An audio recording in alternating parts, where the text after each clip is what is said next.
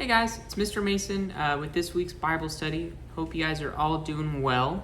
I'm excited about this week because I think it has a lot to do with our world right now, and it's always a lot of fun to read the Bible and think about how we can apply it to our lives today. So our story today comes out of the book of Luke, Gospel of Luke, chapter 5.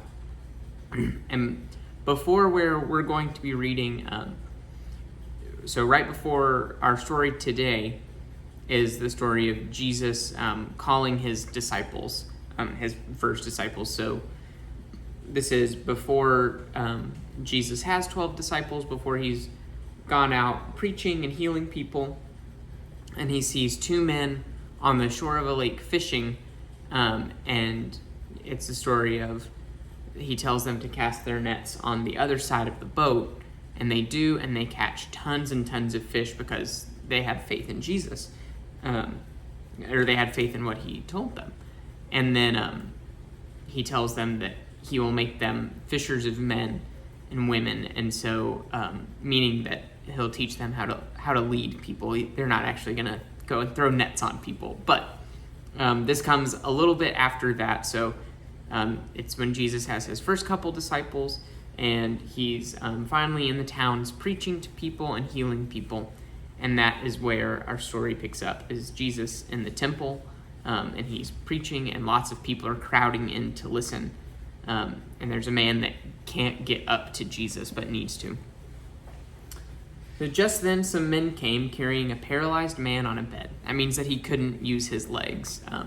Today, our paralyzed people are in wheelchairs, so he can't walk, so he's being carried by his friends. They were trying to bring him in and lay him before Jesus, but finding no way to bring him in because of the crowd, they went up onto the roof and let him down with his bed through the tiles into the middle of the crowd in front of Jesus. When he saw their faith, he said, "Friend, your sins are forgiven." And the man stood up and walked out. So what happens here is that all of these people are crowding Jesus, trying to hear what he's preaching, trying to see the miracles he's performing, and the friends of this paralyzed man are trying to get him up to Jesus, and they can't because there's too many people in the way.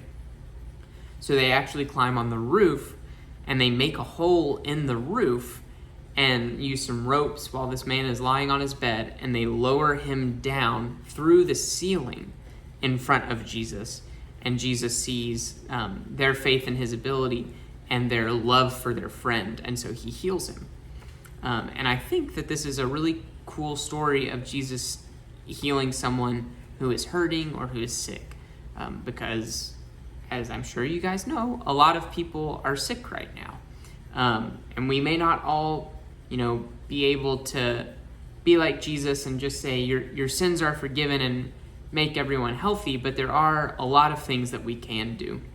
If we think of ourselves as the friends of the paralyzed man who lowered him through the roof, we may not have to be lowering anyone through roofs, but there's tons of things that we can do to keep our friends safe and healthy.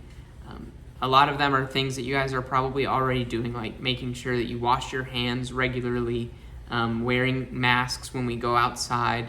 We're not touching our face and eyes. We're not coughing or sneezing just out in the open. We're using our elbows, and just things like that to make sure that we're not spreading germs to anyone else. Those little things that we can do, like washing our hands or using hand sanitizer whenever we go somewhere, those are kind of like lowering the man through the roof. They're small steps that go a long way to keeping our friends and neighbors healthy. And I think it helps us be more like Jesus and be more like the men in the story who have faith in Jesus. When we have, faith in one another to all follow the rules that we've got and keep one another safe. So that is our Bible story for this week. I hope y'all enjoyed it. If you want to go and read it, it is Luke 5, verses 8 through 20. So I hope you guys are all staying healthy and safe and happy at home. Hope your summers are going well. We can't wait to see you again.